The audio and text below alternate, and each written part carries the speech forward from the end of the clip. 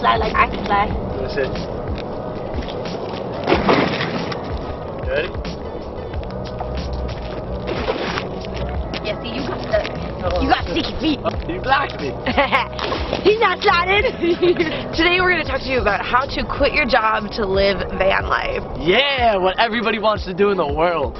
Yeah. Both of us worked basically 9-to-5 jobs for a decade before we started living in the van. And as much as we both really enjoyed our jobs, we were ready for a different experience. Totally. We got nothing bad to say about our jobs, our companies. We actually loved it, and it was so hard to say goodbye. It really was. It felt like I was leaving my family. Oh, I know. But we super duper wanted to do this, and then we get to wake up in beautiful places like this. We're watching the ice pass by us on this beautiful river when we slept here in the middle of the night. Nobody bothered us. It was really, really beautiful and so simple. Simple life. Make some tea, make some oats, hang out, slide on ice. So good. You can't complain. It was a lot of hard work for us to get to the place where we felt comfortable jumping into van life. Yep. We didn't just want to like go in willy-nilly without any savings. We were both quitting our jobs. We weren't going to have any money coming in. So we needed to do it in a way that was fiscally responsible. Yeah, and thank you, Alex, for that one, because I would have did it fiscally irresponsibly. We took an entire year. On January 1, 2019, we sat down with a spreadsheet. No. Alex pulled out a budget for me. It was like, this is what you're going to need to save if you want to do it the way you want to do it. And I looked at it and I was like, holy crap. We looked at the budget and then decided that we were going to get a less expensive vehicle and do something a little bit more DIY. Well, and I had the skills, so I knew I'd be able to build it out, and then with Alex's help, we would be able to do it together, no problem. When you're putting your budget together, what I thought about was all of the expenses that we were going to have on the road. Reoccurring expenses like cell phone, gym membership, gasoline. Gas. Yeah. Food. So we knew exactly about what we were spending there. Yeah, so we could extrapolate that and see how much we were going to need for, basically we budgeted for 12 months of travel. Yep. So when we looked at that spreadsheet and we realized that I needed to save $1,400 a month. Yeah, and I needed to save about $2,300. Yeah. And the reason that we broke it out that way was because I was going to purchase the vehicle Yeah. and fix the vehicle, and then Alex and I were going to take on the challenge of actually building it out fully together. And the reason that we decided that Frank was going to own the vehicle and I was just going to be like renting in the vehicle Yeah. was because we'd only been dating maybe like 6 months at the time. I think it was almost a year. It was about 6 months, and so you have no idea, is this gonna stick? Is it gonna last? Am I still gonna like him a couple of months from now? No, I was just kidding. I love her. She's amazing.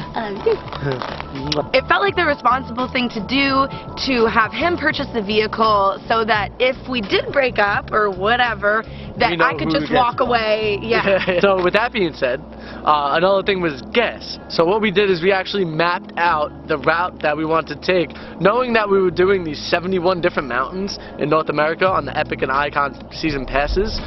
We mapped everything out to the miles about almost exact, but then we added miles, knowing many miles. Knowing that we would be driving other places along this route. In between, to the store, whatever.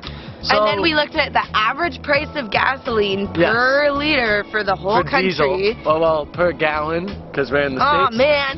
We looked at the average price of diesel per gallon across Canada and the United States. The Canada. The Canada. The Canada. And she's from Canada. The Canada. It's like the Facebook.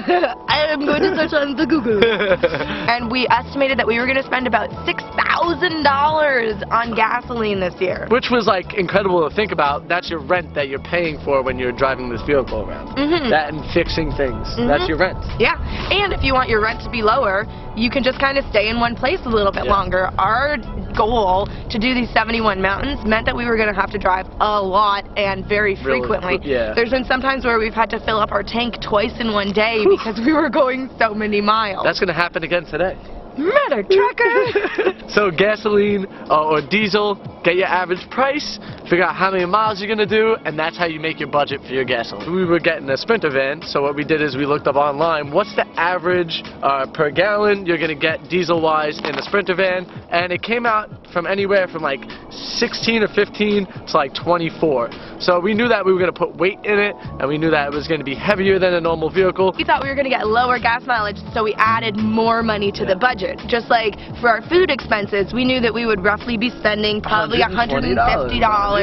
So we were like, let's budget for $200. That way, we always leave that little room too if we want to go out to eat. Like for the Super Bowl, for instance, we went and we had some food at the sports bar and we watched the game. And then you don't feel bad about it because you know it's kind of in the budget anyway. Yeah, exactly. There was also budget items that were just kind of like activities. So we budgeted $300 a month just for like fun stuff.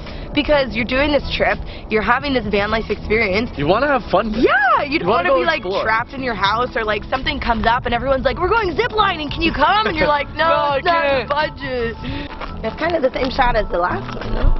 No, because now it's the pier, but we have to let it be open. So stand that way just a bit. No, that way.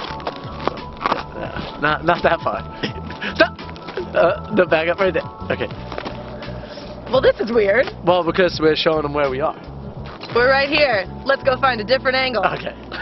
Alex is so little. So once we had the budget all laid out, what we had to do was then cut our expenses drastically. Yeah. So we moved in together was one of the biggest ones. I was paying $1,600 a month in rent by myself. Yeah. And I was like, Alex, we should really move in together so that way we know that we can even stand each other in the van. Yeah. And then Alex was like, all right, well, move in with me. And I was like, no, that's a stupid idea. Which is funny because I'm normally not the fiscally responsible person here. But I was like, move in with me because my rent is only $850 at the time. So if we split that, we're that's only paying $425 I mean, in Brooklyn, New York. Unheard of. I was able to save so much money every month just from doing that. But we also did a couple of other things to make sure that we had enough money. I stopped eating lunch out. Luckily, I had Alex there with me because I don't really love to cook at all. And Alex loves to cook. So between that, it worked out perfectly. And then I would take that into work with me, and I would have that for lunch.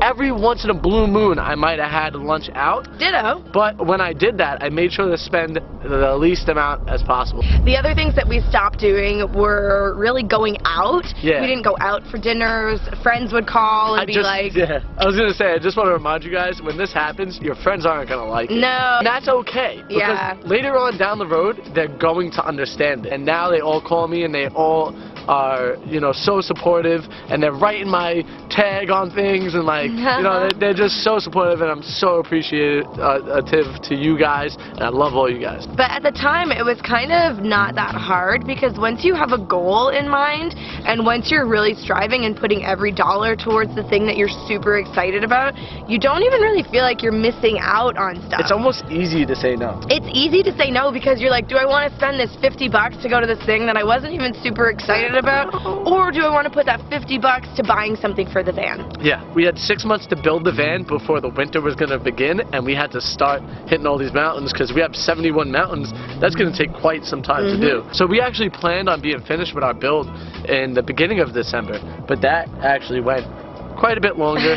So we needed every waking moment to finish our van. So luckily, 6 months away from when we need to build, we found Lolo. Which was perfect. She was budget-friendly priced, her engine looked very solid, and although the back needed a ton of work, we knew that we could fix it up. We were planning for a year of travel. At this point, we're hoping to extend it to 2 years or more, but we were like, we don't need a top-of-the-line, fancy-schmancy, not rusted-out van, because all she needs to do is last for 1 year. Yeah. Don't be disappointed in buying something so old and rusted and stuff, because you could fix it. Oh, you could do anything. We didn't realize we could do any of these things, and we've made it possible. Yeah. So now having the budget, knowing what we're gonna do, gas expense, knowing how much money we want to use to build her out, and still working while doing all this, made it possible for us to have the van, build it the way we want, and live in it for as long as we want, in the sense of 1 year, possibly 2 years. Our build in total cost about $7,000. We did all the work ourselves. Yeah. If we had paid somebody to do it, oh my god, I can't even imagine. It probably would have been 20 grand at least. Oh my god. And then not only that, doing the engine work and things like that, if you feel confident enough and you have the skills to do it, there's a lot of stuff online you could find to help you out. I've even made some videos on that. But those things will help you. If you have a 9-to-5 job, you also probably have some benefits that come along with that. So you're going to want to look at the timeline of when you're quitting your job based on the benefits that you can get from your work. For me, for example, if I wanted to get my 401k match for the whole year, I had to be employed on December 31st. Yeah, we're doing snowboard season, but it wasn't worth the money to me to leave in early December when if I just worked an extra 31 days, I would get this lump sum payment. You have to weigh it out because I also got a bonus as well around Christmas.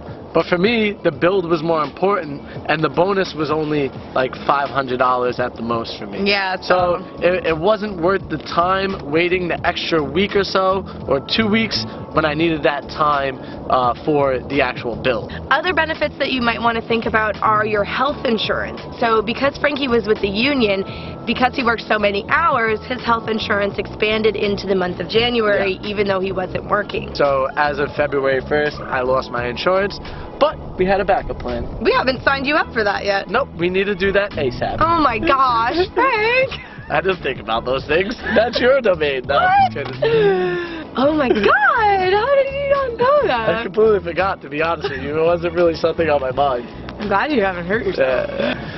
So having insurance set up for yourself is really important, especially when you're doing physical activity that you may get hurt. So now, when we finish this video, we're going to make a call, and we're going to make sure that I have my own insurance. Oh my god. If there are any benefits from your work that you can take advantage of, definitely take your timeline of when you're going to quit into consideration so that you can get the maximum benefits from your company before you leave. 100%. One way for us to make this adventure a lot cheaper was buying season passes for the mountains. So instead of going to each individual mountain and buying a pass, it would have cost us an arm and a leg. I mean, there are prices out there that are like 200 and change for a one lift day. ticket for 1 day. Buying the Epic and the Icon early season was a huge benefit for us and allowed us to travel all over North America hitting all these mountains. And the same is true if you know you're going to be staying at KOAs, you can get a membership for that. If you know that you want to go to all the national parks, you can get a park pass for the whole country. Think about what you want to do on your adventure and then see if there's any way for you to get discounted tickets or seasons passes before you even leave home. There's a woodpecker. There is a woodpecker. There's so many beautiful bird sounds going on right now. We have little squawkles going on over here. We have pecks going on behind us. It's just glorious out here. This is amazing. And this was a free camping site. We found it on iOverlander. I pulled it up on the map. You hear him pecking? You hear that guy? It's so glorious. If you're somebody who loves to be in the outdoors, van life is 100% something that you need to think about. Yes. I'm so glad that I'm not going to a desk anymore. So if you guys are out there and you're looking to start van life and quit your jobs out there, make sure that you take these necessary steps so that way you guys can make it a wonderful opportunity for yourself. If you guys want to see what kind of adventures that we're getting up to, be sure to follow Frankie's channel at FBombVlogs. And of course, you're here on The Hungry Health Coach, so be sure to subscribe. We've got so much fun and adventures coming up. You don't want to miss it. Alex is also going to put a blog post down in the description letting you guys know all the steps and everything it is that you need to do to start your van life adventures. I'll even show you our budget. Yeah, that's what she loves. Oh, spreadsheets, yes. We're on our way to Montana right now. We just finished on the East Coast. We did all 36 mountains on the East Coast, and now we're heading to Montana. So I could technically say right now that we are now halfway done with our mountain adventure. So cool. Yeah, Alex is excited about that too, because she's ready for some warm weather. Can we go to the beach now, please? No, we're going to a mountain. Technically, we're at the beach right now, but I don't want to go swimming. It's right behind us. Ready? See you guys next time. Later. I can't see a thing. I can't see anything either. This is very hard. So we try to keep my eyes open. It hurts. I think we need to rethink this. This is a bad plan. Yep, okay. Okay. I found somewhere new. Okay.